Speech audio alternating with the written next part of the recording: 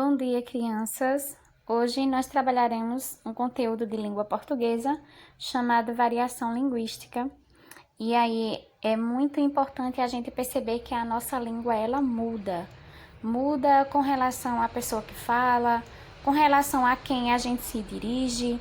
Então é bom a gente perceber que existe a linguagem formal e a informal. A linguagem formal ela é caracterizada por ser a linguagem que obedece à gramática e aos padrões da língua. É uma linguagem organizada e cuidada.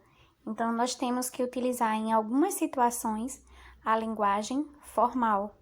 Já a linguagem informal, ela se caracteriza por conter expressões utilizadas na linguagem oral, de forma mais descontraída, sem preocupação de obedecer às normas da gramática. É uma linguagem mais livre e espontânea, essa que a gente utiliza no nosso dia a dia. Observem esse exemplo. É uma situação formal, é uma entrevista de emprego, e numa das perguntas a mulher responde: falo fluentemente inglês, espanhol, francês, russo, italiano e alemão. E o português, ele pergunta: aí varia. Na situação que é formal, a forma que ela respondeu, aí varia, não é correto, porque a linguagem ela tem que ser adequada a cada situação. Na linguagem formal, eu tenho que ter a língua, eu tenho que ter a forma de falar mais cuidada, as palavras sem estar no diminutivo, sem gírias. A linguagem informal, que é a que eu uso com os meus amigos, em situações do dia a dia, então eu uso gírias, utilizo palavras no diminutivo. Se eu estou escrevendo para algum coleguinha, eu posso escrever palavras abreviadas. Então, para cada situação, eu tenho que adequar a minha forma de falar. Se eu falo com os meus pais, se eu falo com o diretor da escola, com alguém mais velho, que eu não tenho intimidade, eu tenho que utilizar a linguagem formal. Mas se eu estou numa situação espontânea com os meus amigos, eu posso sim utilizar a linguagem informal. Vamos ver algumas expressões informais? Quando a gente escreve você abreviado, é informal. É melhor que se escreva você, pensando em você, a palavra inteira. Por favor, abreviado, informal. É melhor que você escreva a palavra por inteiro.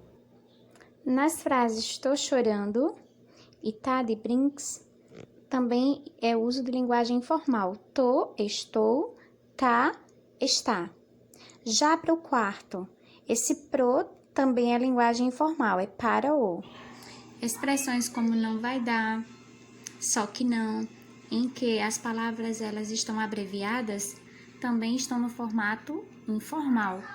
Expressões como acho que chonei, chonei está no formato reduzido, também linguagem informal. As gírias também são marca de linguagem informal, como pode crer, tamo junto, é nóis, tudo beleza? Top. E expressões como mandou bem, valeu mesmo, são expressões e uso de uma linguagem informal. É interessante que a nossa linguagem também muda de uma região para outra. Falamos a língua portuguesa em todo o território brasileiro, mas a nossa linguagem também varia com relação ao local que nós vivemos. E a este fenômeno damos o nome de regionalismo. O regionalismo é uma variação linguística ligada ao vocabulário, que consiste na criação e no uso de palavras ou expressões típicas de uma determinada região, como, por exemplo, macaxeira, usada no Nordeste, já no Sudeste chama-se mandioca e no Sul, aipim.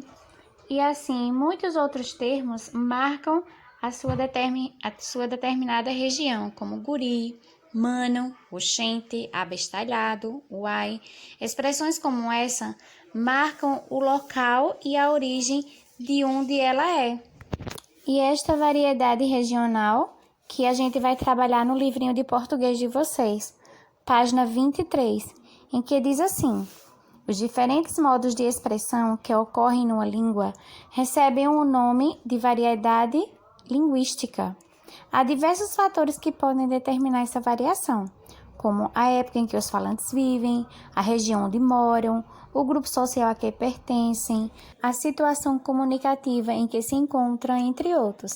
Então, vocês vão ler esse textozinho, esse cordel, que diz, que tem como título Dicionário Paraibês. Vocês vão ler e vão responder a letrinha A, B e C desta página.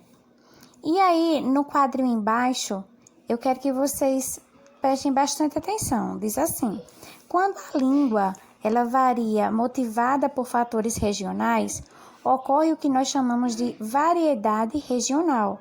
Por exemplo, no cordel acima, algumas expressões, essas que estão em uma letrinha diferente, elas indicam o modo de falar típico da Paraíba.